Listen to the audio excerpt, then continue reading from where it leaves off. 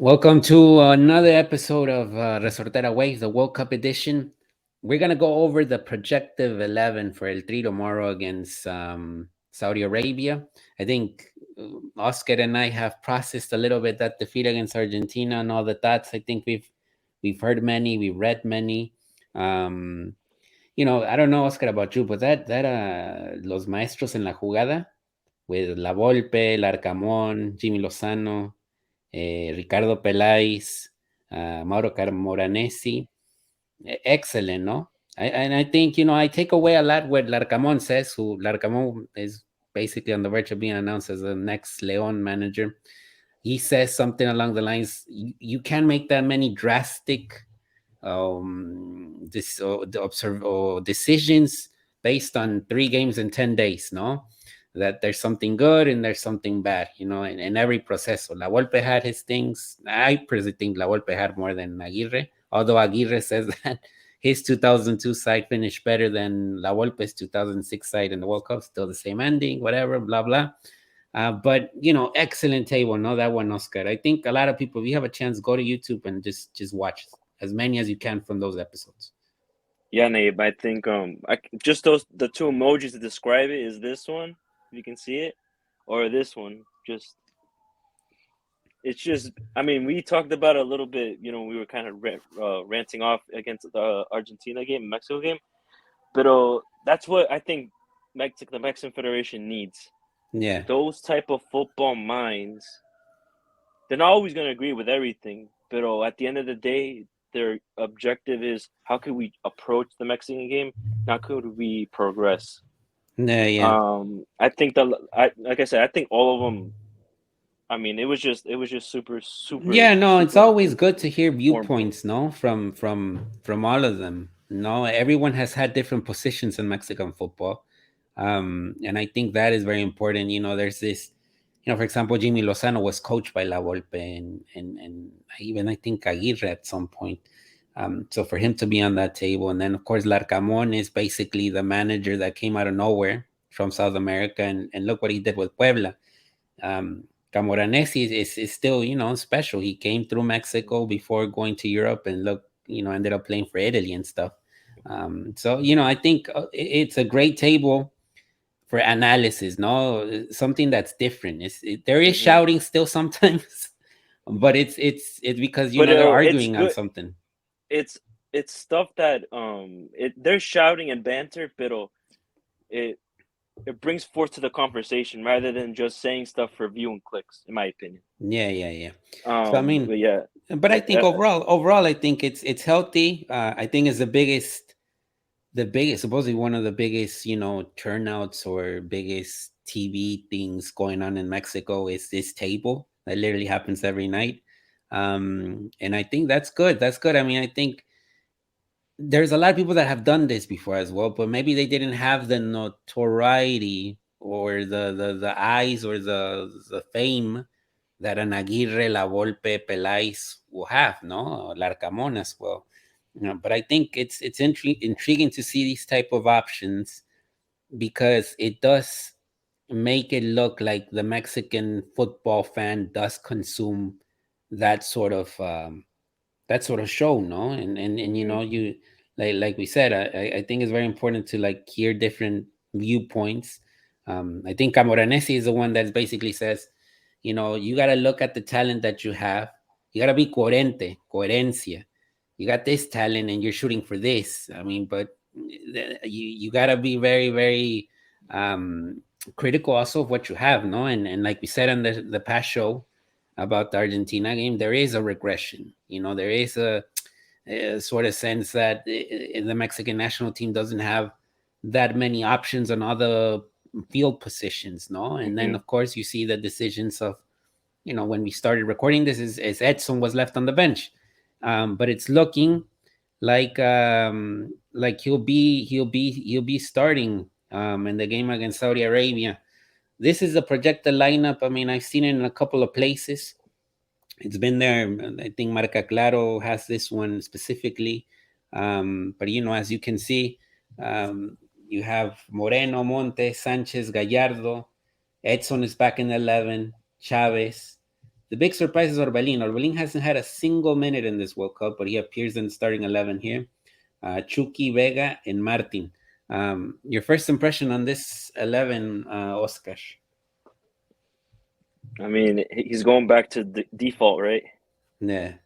Mixing it up a little bit. Um, the Martin situation, who knows if it's going to be him or Funes Mori, but it goes. I think I have to go back to that Raul situation. Like, what really was the point if he? This is the game where should probably have started, maybe if he was fit. Yeah, you take him, no? Yeah, but you leave Santi at home. You leave you know just other players that could offer you at least fitness into the 11. But here we You are. know, But anyway, whatever happens against Saudi Arabia, the big winners of the World Cup, I think, are Gallardo and Chavez, and maybe Montes as well. Montes without And a doubt too, Nayib for me. Yeah, so you have these three starting. I mean, these are basically, and Moreno. They've been involved throughout the whole thing. Vega and Chucky as well. Um, Vega. Yeah, of course, Chucky left with a knock, but by the looks of it, he asked for his substitution against yeah. Argentina. Um, I've been asking for Rebelin to get some participation, but I do find it a little bit rare, or in this instant where it's a must win, that's when you put him to play. When you could have possibly put him to play in the Poland game, you could have possibly put him to Poland game play more in than the anything. Argentina game, maybe instead of, for example, El Piojo Alvarado.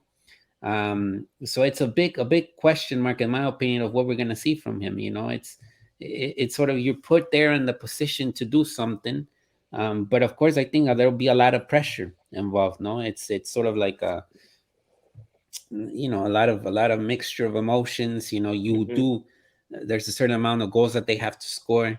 It looks like three, more than three, it gives comfort, especially depending on what happens on the other side. Of course, if Poland beats Argentina and El Tri beats um, Saudi Saudi Arabia by Arabia, a then few goals. Yeah. they're in. No, so I personally, when I look at this lineup right now, you mentioned the idea of Raul being back.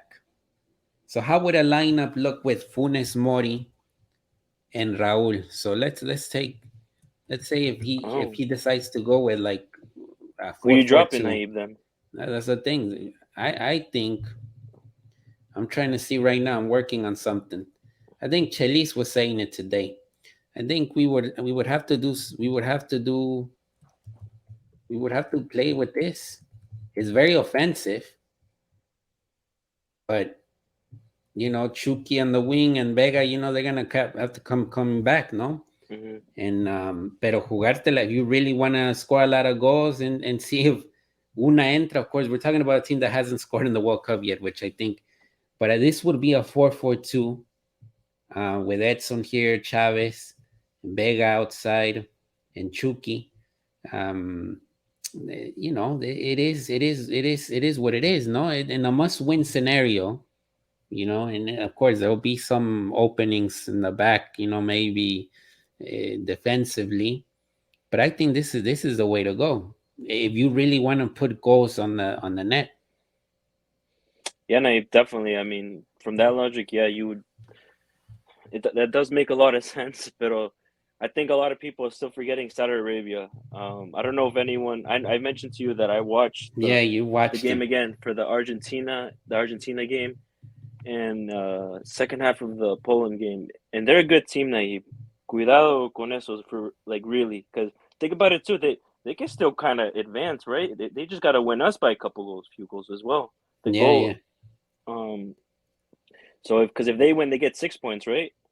yeah, yeah. 6 points, and then of So course if Argentina beats Poland, then mhm, they're in. mhm. So yeah, so if you guys watch the first game with Argentina and Saudi Arabia, they frustrated them a lot. Granted, I think a lot of people have mentioned it. Out of 100 matches, Argentina maybe wins 99, right? Yeah, yeah, Let's yeah. give them 92, right? Let's give them a little bit of credit, right? But I do think their pressing triggers is really, really good. Collectively, they work extremely well together.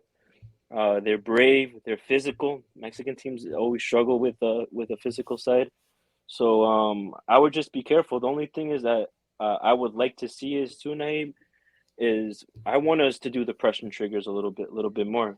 Because when Yeah, we do it well. Can we do it for 90 minutes? Of course not.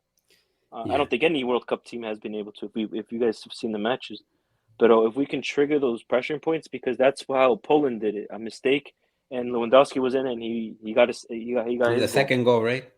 Exactly. So it's one of those. It's going to be a competitive match, And maybe but that's that's the where match you want to Orbelin, go with. maybe that's where Orbelin might be the active one, in terms of starting the pressing. And then, of course, Martin is also, capable to do the pressing. It Um, makes more sense. He's definitely more like the physical guy who would get the defenses on yeah. the defense uncomfortable. Real quick, Nate, for who are our best pressing triggers? Are people who press the ball the best? You think? Oof. For To me, us, I Shuki mean, right away. Chucky stands out for sure. Vega's Vega there, and not really. I think Vega still struggles a little bit with in terms of speed, I think. mm-hmm. But the best one is Martin. Chucky. Gallardo is also good. That's another one. That's another one that I heard during the weeks. Um, Imagine if we like move Gallardo a little bit ahead, and let's say instead of Vega we start Artiaga, no? Uh, and in that sense, Yeah, I had that idea too. Mm-hmm. and that allows to Gallardo to move up, like in his Pumas days. I think if we're gonna sacrifice someone, it will have to be Vega. And I know that there's gonna be people that say no, but Vega Off the is bench, he'll off be the good. bench is still good, but and I think when you're talking about the pressing trigger and how to defeat, you know, um, Saudi Arabia in the way of taking the ball, Gallardo would be amazing here, and Chucky on the right. Um, Funes Mori, and then of course here, I put Raul and Funes Mori. Well, in the game itself, based on the lineup that is everywhere right now, it would be these two, no, Berlin.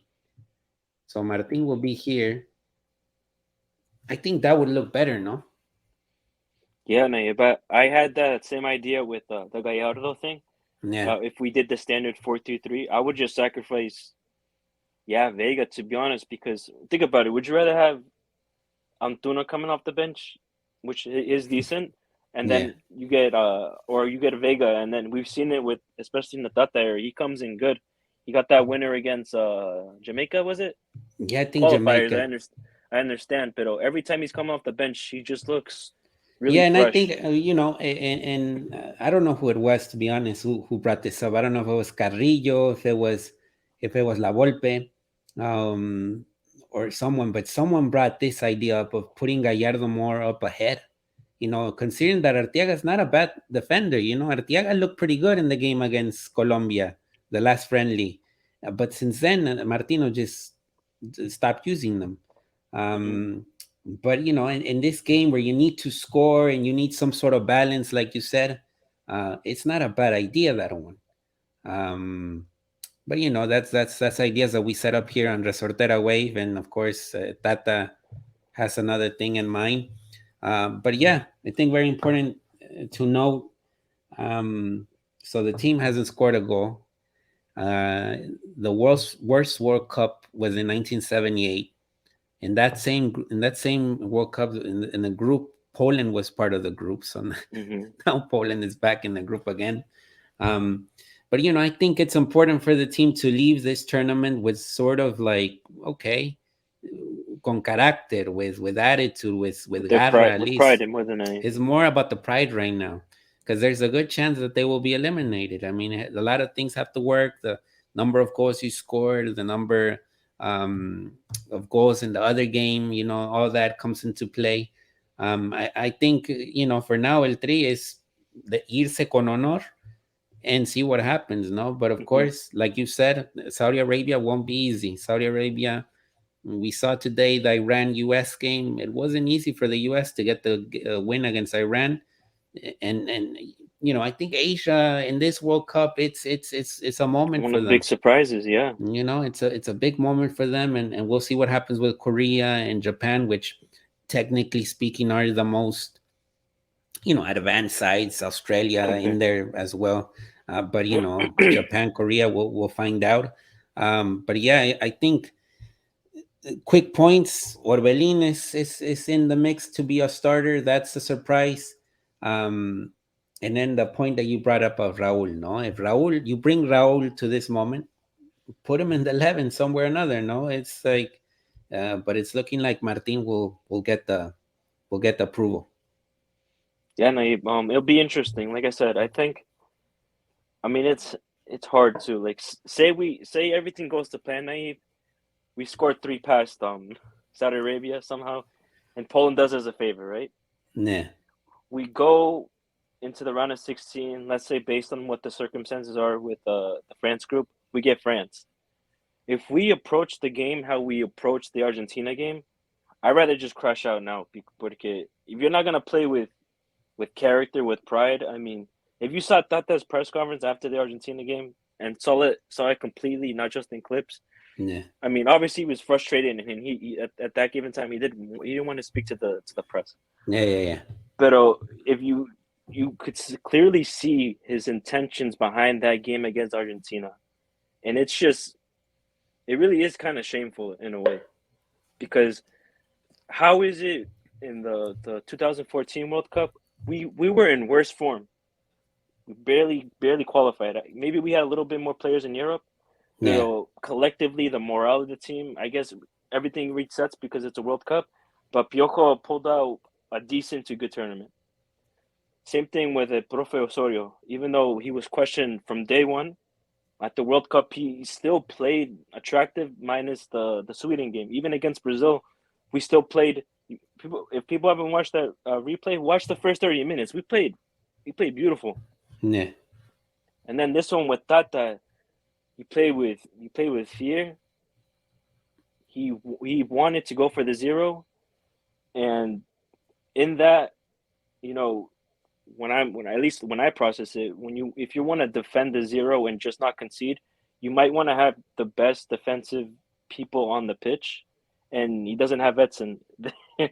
yeah. So I mean, I'm not a professional or anything. He has more credentials than me, uh, and he Yeah, knows yeah, more than no, me. and But look, in our we've had several people comment, and I think I don't know if you've gone over the comments, but there was one person that commented, and right now I don't remember his name, but he said that he didn't start Edson because he needed players that were offensively once el Tri got the ball, with okay, with yeah. Oh, Herrera okay. and Guardado, and But the when you think approach to about it, the it was game not plan offensive. was not at all. So Yeah, if we were just gonna park the bus, this famous saying, you want to have Edson Alvarez in the field. I understand. I mean, we're one of the number one people saying that Edson is not gonna give you that offensive distribution, quick pass, quick release. he's not He's there to Busquets. He's disrupt the not play. Busquets.